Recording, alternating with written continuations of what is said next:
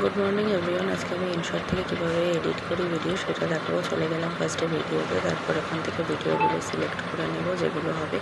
তারপর ওই green সিগন্যালটাতে tap করলেই চলে আসবো আমার ভিডিওটা আসার পর দেখো এখানে ছোট্ট করে ইনশট ভিডিও লেখা আছে, তার উপর একটা ছোট্ট ক্রস থাকে। ক্রসের উপর ক্লিক করলে একটা অ্যাড দেওয়া যায়, অ্যাড থাকে। অ্যাডটা যদি তোমরা ফ্রি অ্যাডটা দেখে নাও তাহলে উপর থেকে ভিডিওর ওপর থেকে ইনশট লেখা জিনিসটা চলে যায়।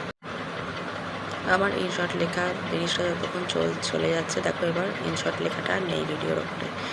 এরপরে আমি করে নেব ভিডিওটা থেকে ভলিউম, অরিজিনাল যে ভলিউমটা ছিল সেই ভলিউমটা আমি ওখান থেকে সরিয়ে দেবো, না হলে আমি যে ক্লিপটা দেবো সেটা হবে না। চলে গেলাম পুরো ভলিউমে দেখো ক্লিক করে দেখিয়ে তারপর প্রত্যেকটা ভিডিওর মধ্যে ভলিউমে নিয়ে গিয়ে 0 0 0 0 করে দিতে হবে। প্রত্যেকটা ভিডিওতে করে দিলাম। মানে সমস্ত কাজ করার পরে ওই রাইট সাইনটাই ক্লিক করে দিতে হবে। অডিওটা 0 হয়ে গেল। এবারে চলে যাব ভিডিওটা স্ক্রিনে সবসময় 16.9 রাখবো। বাকিগুলো করলে এই যেমন হচ্ছে সেই রকম জিনিসগুলো হয়ে যাবে, ভিডিওটা দেখতে ভালো লাগবে না। সবসময় মাপটা 16.9 রাখবো। 9 রেখে এইটা যদি আমি টেনে বাড়িয়ে দিই তাহলে হয়ে যাবে বড়ো, আর যদি মিডিয়ামে রেখে দিই তাহলে ঠিক থাকবে। আর লেফট সাইডে করে দিলে ভিডিওটা ছোট হয়ে যাবে, তাই আমি মিডিয়ামে একদম 0 মাপে রাখলাম, নিয়ে রাইট সাইনে ক্লিক করে দিলাম। এরপরে স্টিকার যদি তোমরা এখান থেকে দিতে চাও, বিভিন্ন রকম স্টিকার আছে, স্টিকার দিতে পারো। আমি কোনো স্টিকার এখন দেবো না, তাই আমি স্টিকার অ্যাপ্লাই করলাম না। আমি এটা ব্যাকে চলে গেলাম। ব্যাকে চলে গিয়ে তারপর আমি দেখাবো ওখানে কীভাবে টেক্সট লিখতে হয়। তার আগে দেখিয়ে দিই অটো ক্যাপশন যদি তোমরা দিতে চাও দিতে পারো, না দিতে চাইলে ক্রস করে স্কিপ করে যাবে। তারপরে আমি দেবো টেক্সটে যদি তোমরা কিছু লিখতে চাও, আমি চলে গেলাম টেক্সটেও আছে ওখানে তোমার ইমোজি আমি দিতে চাই না। এখানে আমি এখন টেক্সটে গিয়ে কিছু লিখবো। আমি ধরো লিখে দিলাম লাইক। দেখো আমার এই প্যাটার্নটা আগে থেকে সিলেক্ট করা ছিল, তাই এই প্যাটার্নটা এরকমভাবে ছোটো বড়ো করা যাবে। একদম সহজ পদ্ধতিতে দেখাচ্ছি যাতে তোমরা সহজেই করে ফেলতে পারো। এখান থেকে কালার ফন্ট চেঞ্জ করা যাবে। ফার্স্টে আমি কালারটা চেঞ্জ করে নিচ্ছি, কোন কালারটা সুইটেবল হচ্ছে সেটা দেখার জন্য। নিচে থেকেও তোমরা কালারের স্ট্রাকচার চেঞ্জ করতে পারো, আমিও যেটা সুইটেবল হবে সেটা করে নেবো। আমার এইটাই পছন্দ হচ্ছিলো। তারপর তোমরা এখান থেকে লেটারের ফন্ট চেঞ্জ করতে পারো। আমার এই ফন্টটা চেঞ্জ হয়নি, আমি পাল্টে দেখছি ফন্টটা আমার বেশি ভালো লাগছে, আমি এটা রেখে দিলাম। ফন্টের পর চলে যাবে ফন্টটা তোমরা কীভাবে বাড়াবে, কমাবে, কার্ভ হবে, ছোটো হবে, বড়ো হবে, কীভাবে করবে সেইটা দেখিয়ে দিলাম। একদম সহজ পদ্ধতিতে তোমরা যাতে সহজে করতে পারো সেই জন্য আমি আজকে ভিডিওটা করেছি। তারপর বোল্ড, ইটালিক, আন্ডারলাইন করে দিলে তাহলে একটা আন্ডারলাইন চলে এলো। ডাবল এটা প্রেস করলে সব ক্যাপিটাল লেটারে চলে এলো। তারপরে চলে আসবে এই প্যাটার্নগুলো ক্লিক করলে কোন লেখাটা কিভাবে আসবে সেইটা দেখাচ্ছে। দেখো আমি এইটাই রাখলাম, এই প্যাটার্নটা আমার পছন্দ হলো তাই আমি এটা রেখে দিলাম, নিয়ে প্লাস করে দিলাম। রাইট সাইনে ক্লিক করলাম। এবারে চলে আসবো মিউজিকে গিয়ে। মিউজিক যদি তোমরা কিছু ভিডিও দিতে চাও তো ভিডিও দিতে পারো, যদি না চাও তো এখান থেকে অডিও তোমরা ক্লিপিং করে নিতে পারো। অডিও ক্লিপ করার সময় সবসময় ভিডিওটাকে টেনে প্রথম থেকে স্টার্ট করবে।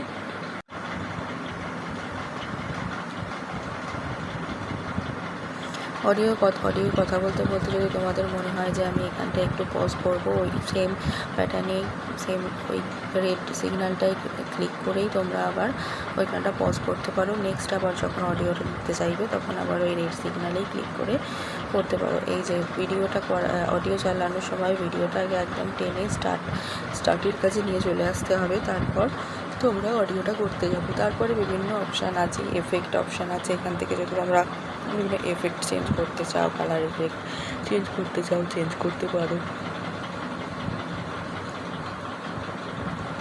আমি এখন এফেক্ট চেঞ্জ করব না, কারণ এটা অরিজিনাল কালারেই বেশি ভালো লাগছে। তারপর ব্রাইটনেস, কন্ট্রাস্ট, বিভিন্ন রকম অপশান আছে, সেইখানে তোমরা কম বেশি করতে পারো। ওটা হচ্ছে প্রিকাট। কোনোটা যদি চাও আমি এই পোর্শনটা ভিডিও থেকে ফার্স্ট পোর্শনটা বা লাস্ট পোর্শনটা বা মিডল পোর্শনটা আমি কেটে দেবো, সেখান থেকে প্রি কাট করতে পারো। তারপরে এখানে আছে ব্যাকগ্রাউন্ড তোমরা দিতে পারো। আমি রান্নার ভিডিওতে ব্যাকগ্রাউন্ড দেওয়া সাধারণত পছন্দ করি না, সেই কারণে আমি দিলাম না। যেটাই করো না কেন, যাই হয়ে যাবে করা, তারপরে ওই রাইট সাইডটাই ক্লিক করে দিতে হবে। তারপরে চলে এলাম স্পিডে। আমি ভিডিওটা কতটা স্পিডে রাখবো, আমি যদি এতটা টেনে বাড়িয়ে দিই যে স্পিডে হচ্ছে রান্নাটা, এটা দেখানো কোনো রকমই সম্ভব না। আমি সবসময় ভিডিওতে স্পিড রেখে দিই 60 থেকে 80। 60টা ভীষণ স্লো, সেই কারণে আমি সবসময় প্রেফার করি 80তে ভিডিওটার স্পিডটা রাখার। 80তে স্পিড রেখে আমি এটাকে সিলেক্ট করলাম। এখান থেকে ক্রপ করে নিতে পারবে, ক্রপে এসে ক্রপ করে নিতে পারবে। এখানে সমস্ত রকম অপশান আছে। তোমরা ইনশর্ট ভিডিও অ্যাপ্লিকেশানটা ডাউনলোড প্লে স্টোর থেকে ডাউনলোড করলেই তোমরা নিজেরাই বুঝতে পেরে যাবে, খানিকটা করার পর নিজেরাই বুঝতে পেরে যাবে কীভাবে করতে হবে। তারপরে এই সাইনটায় ক্লিক করলে বিভিন্ন রকমের শেপ চলে আসছে। আমরা শেপ ভিডিওতে দেবো না, ভিডিওতে শেপ দিলে দেখতে খুব একটা ভালো লাগে না, সেই কারণে আমি শেপটা দেবো না। এখানে আমি লেফট সাইডে যে অ্যারো সাইনটায় ক্লিক করছি, সেটা মানে হচ্ছে আমি যে এতক্ষণ এডিটগুলো করেছিলাম, ধরে নিলাম আমার এই এডিটগুলো পছন্দ হচ্ছে না, আমি আবার প্রথম থেকে বা মিডিল থেকে স্টার্ট করতে চাইছি, তখন এই লেফট সাইডের অ্যারো চিহ্নটাই ক্লিক করে ব্যাকে চলে যাব। আবার যদি চাই আমি মাঝখান থেকে কোনো ফটো অ্যাড করতে বা ভিডিও অ্যাড করতে, তখন এই প্লাস সাইনে ক্লিক করে চলে যাব। যে কোনো একটা ভিডিও সিলেক্ট করে দিলাম, নেম গ্রিন সাইন্স গ্রিন রাইটটায় ক্লিক করে দিলাম। এবারে চলে গেলাম লাস্টে গিয়ে, আমি ওখানে কোনো ভিডিও অ্যাড করতে চাইছি, আবার গিয়ে প্লাস সাইনটায় অ্যাড করলাম, সেইখানে গিয়ে আবার এই যে ভিডিওটা অ্যাড হয়ে গেল। এখান থেকেও যদি আবার অ্যাড করতে চাও, ওখান থেকে সেম একই রকমভাবে ভলিউমটা কমিয়ে নিতে হবে, ক্রপ করে নিতে হবে। তারপর যদি সেখানে কোনো টেক্সট কিছু লিখতে চাই, সেইটা করে নিতে হবে। করে নেওয়ার পরে তারপর সর্বশেষে ভিডিওটাকে সেভ করার আগে আমাদের অডিওটা দিয়ে নিতে হবে। রাইট সাইডের অ্যারোটায় ক্লিক করা মানে হচ্ছে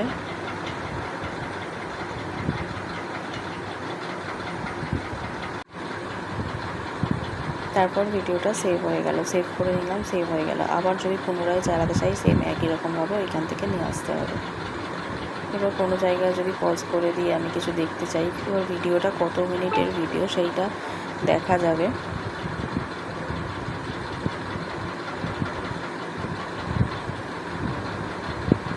এই অপশানগুলো চাইলেও তোমরা করতে পারো, আমার এগুলো লাগে না বলে আমি করি না। ভিডিওটা কত মিনিটের ভিডিও হয়েছে, আমি সবসময় 1080তেই করে সেভ করি। এতগুলো অপশান আছে, তোমরা যেটা চাও সেটা করতে পারো। আমি সবসময় 1080তেই রেখে সেভটা করি, তারপরে সেভ হয়ে যাবে। একটা অ্যাড আসবে, অ্যাড আসার পরে আমার এই যে একটা ভিডিওটা সেভ হচ্ছে, ভিডিওটা আমার সেভ হয়ে গেছে। 2 মিনিট 10 সেকেন্ডের ভিডিওটা হয়েছে।